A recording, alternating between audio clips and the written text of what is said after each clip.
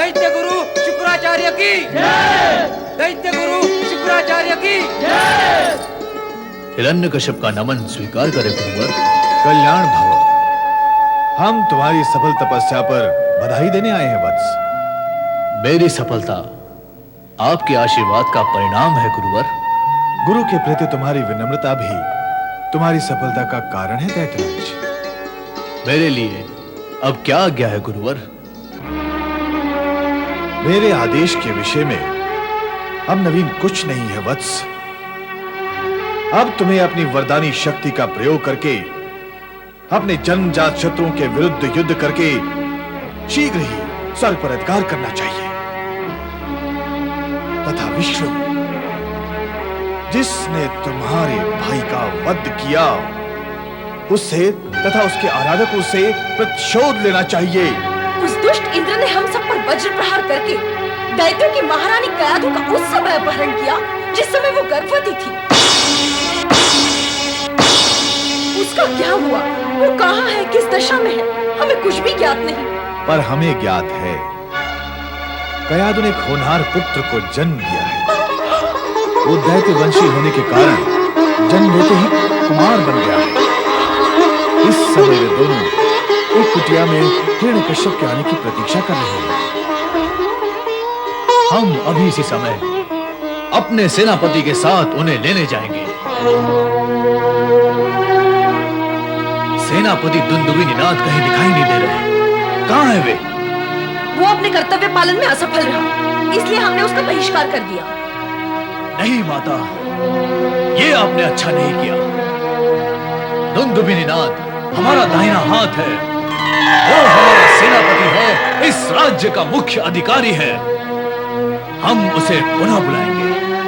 अवश्य बुलाओ, किंतु इस समय तुम अपने पुत्र को लेकर आओ। हमारे पुत्र षंड और अमर्क उसे दैत्य सिद्धांतों की शिक्षा प्रदान करेंगे। हम आपकी आज्ञा का पालन इसी समय करेंगे गुरुवर। प्रणाम। दैत्यराज दैत्य गुरु शुक्राचार्य की।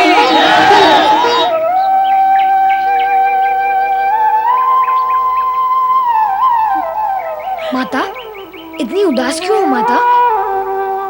क्या बताऊं पुत्र, देवर्षि नारद ने हम पर उपकार और कृपा करके हमें आश्रय दिया, धर्म का मार्ग बताया, किंतु पति और पति ग्रह के बिना नारी का जीवन अपूर्ण है। यदि तेरे पिता को हमारे विषय में ज्ञान होता तो वे हमें लेने अवश्य यहाँ आते। वे अवश्य आएंगे माता। मेरा मन कह रहा है कि पिताश्री शीघ्र आएंगे और हमें लेकर जाएंगे। महाबली हिरण्यकश्यप की कहाँ है नारद?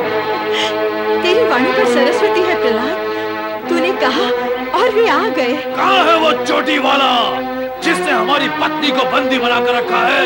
हम उसे जड़ मूल से मिटा देंगे। हम उसे नहीं स्वामी नहीं, ये कुकृत्य देवर्षि नारद का नहीं, उस दुष्ट इंद्र का है। देवर्षि ने तो हमारी उस दुष्ट इंद्र के हाथों से रक्षा करके हमारे यहाँ रहने की सुव्यवस्था की है। देवर्षि ने तो हम पे उपकार किया है स्वामी, दोष तो सारा उस दुष्ट इंद्र का ही है। हमारी प्यारी महारानी कयाधु को इंद्र ने अपमानित किया है। हम उसे ऐसा दंड देंगे जो आज तक किसी ने किसी को नहीं दिया है। हम उसके स्वर्ग साम्राज्य को ध्वस्त करके तीनों लोकों में आतंक फैला देंगे। हम रक्त की नदियां बहा देंगे। तुम देखना कयाधु, हम इंद्र को कितना भयंकर दंड देंगे। पिताश्री, शत्रुता और प्रतिशोध पहले उन्हीं प्राणियों का नाश करते हैं जिनके मन में दुर्भावना होती है।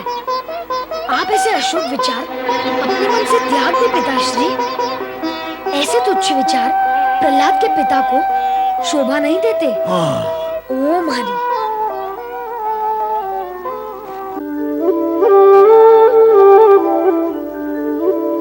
स्वामी, आप किस विचार में खोए हैं?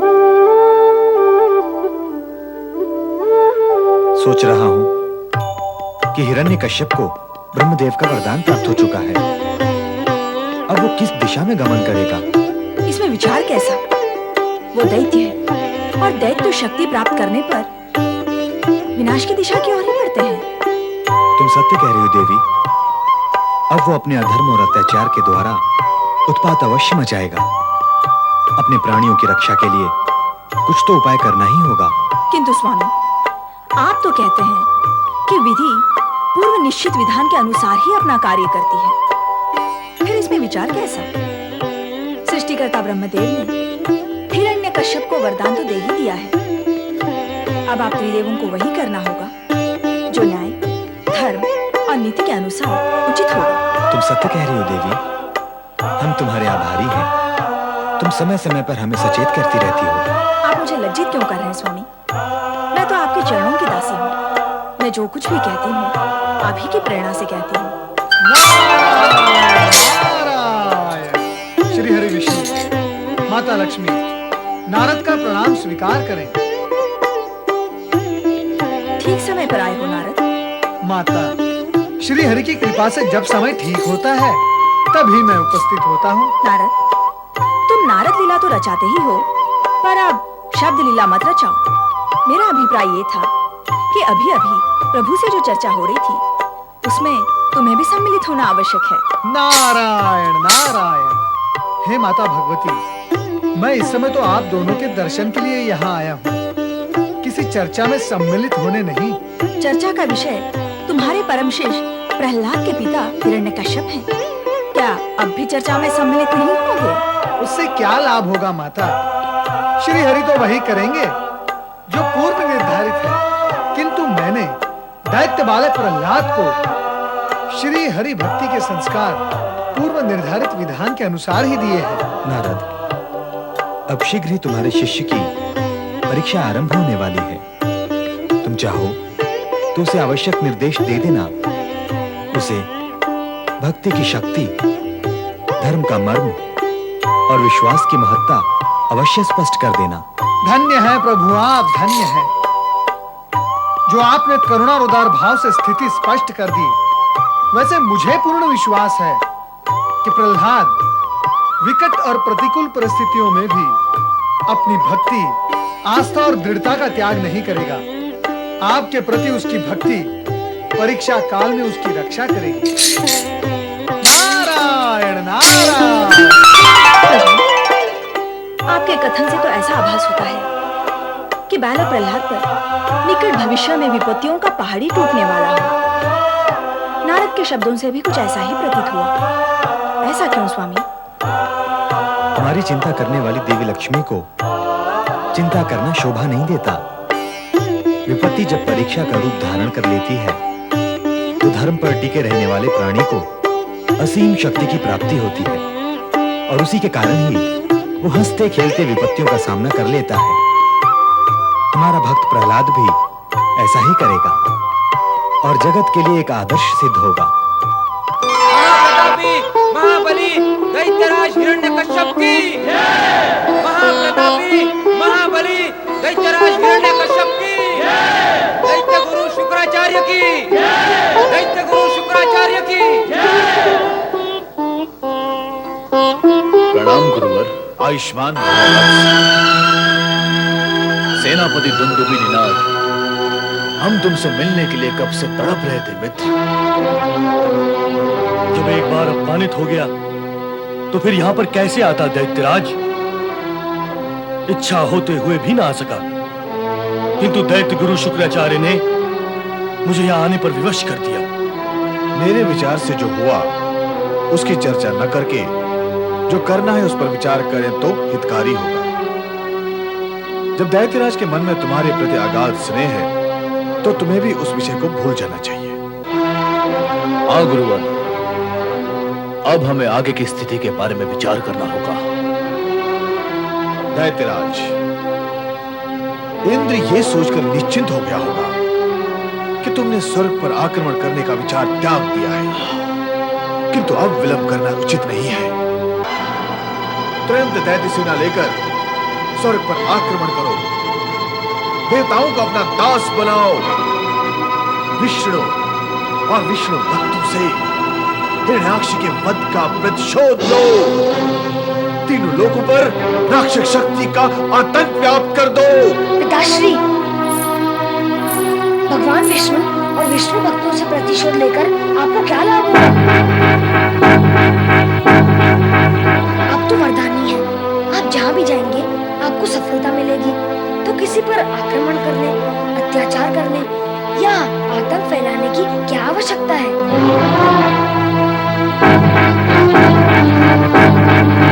गुरु तो अपने शिष्यों को सत्मार्ग दिखाते हैं, सत्कर्मों की प्रेरणा देते हैं। तो आपके गुरु विपरीत कार्य क्यों कर रहे हैं पिताश्री? प्रहलाद, दैत्यराज, प्रहलाद दैत्य पुत्र होकर कायरू जैसी बातें क्यों करता है? गुरुवर, आप मेरे पिता और कुल के गुरु हैं, इसीलिए पूज्य एवं आदरणीय हैं।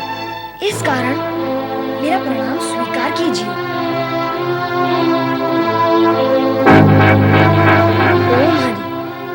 मेरे प्रणाम का उत्तर नहीं है आपके पास, ना सही मेरे प्रश्न का तो उत्तर आपके पास अवश्य होगा। कृपा कर बताएं, क्या धर्म और न्याय की बातें करना कायरता है? और आतंकवाद व अत्याचार फैलाना किस महात्म्य, किस महाग्रंथ, किस विधान से वीरता, पराक्रम और गौरव पूर्ण है?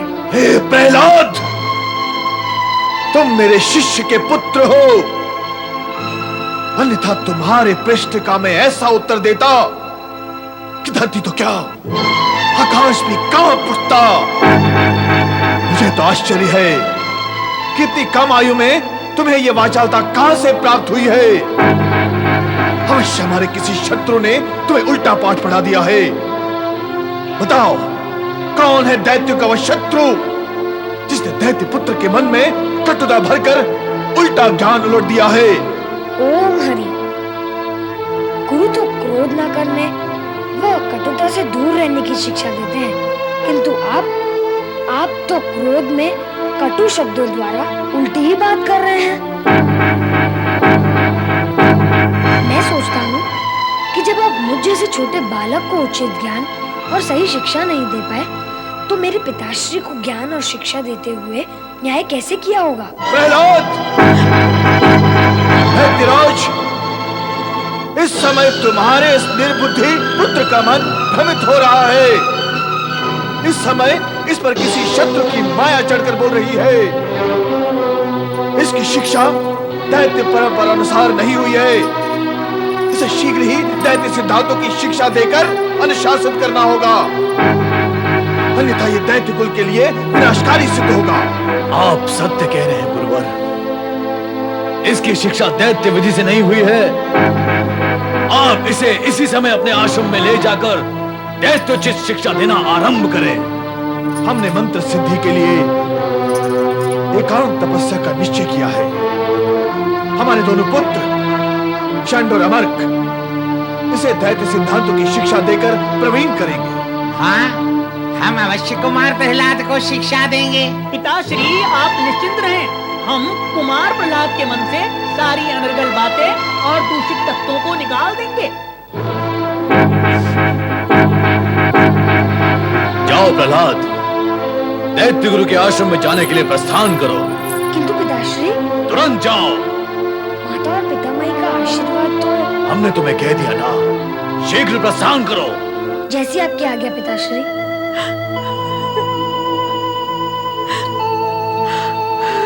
ओम हरि।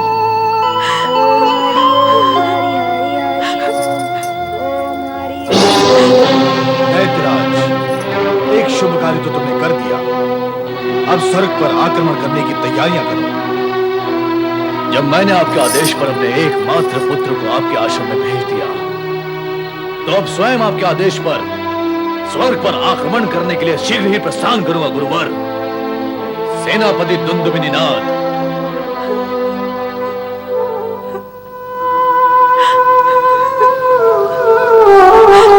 स्वामी, विषाद की ये रेखाएं आपके चेहरे से हट क्यों नहीं रही हैं? इसका कारण क्या है? जरा मुझे भी तो बताएं। बताने से भी क्या लाभ होगा देवी सखी। फिर भी ये कटु सत्य तुम सुन ही लो। कि हिरण्यकश्यप स्वर्ग पर आक्रमण करने के लिए निकल चुका है। यदि परिस्थिति ऐसी है तो चिंता करने से क्या होगा। आप देवसेना को तैयार करें। देवसेना तैयार है, किंतु परिणाम हम जानते हैं। वो दैत्य देवसेना को सीधा रौंदता हुआ स्वर्ग के सिंहासन तक आ पहुंचेगा और हमें भागने के लिए विवश होना पड़ेगा। आप ऐसी दुर्बलता की बातें क्यों कर रहे हैं स्वामी? साहस और पूर्ण शक्ति के साथ शत्रु का सामना करें। साथ ही देवताओं के रक्षक भगवान विष्णु से सहायता की याचना करें। भक्तों के रक्षक शिव शंकर से प्रार्थना करें तथा परमपिता ब्रह्मदेव बस इंद्राणी, बस। इससे कुछ लाभ नहीं होगा। हम ये सब कुछ करके देख चुके हैं। त्रिदेवों ने भी अपनी विवशता प्रकट कर दी है। पर क्यों स्वामी, ऐसा क्यों? उनका कहना है कि जब तक हिरण्यकश्यप का अत्याचार अपनी चरम सीमा तक नहीं पहुंच जाता, उन पर कोई भी दैवीय शक्ति नियंत्रण नहीं रख सकती।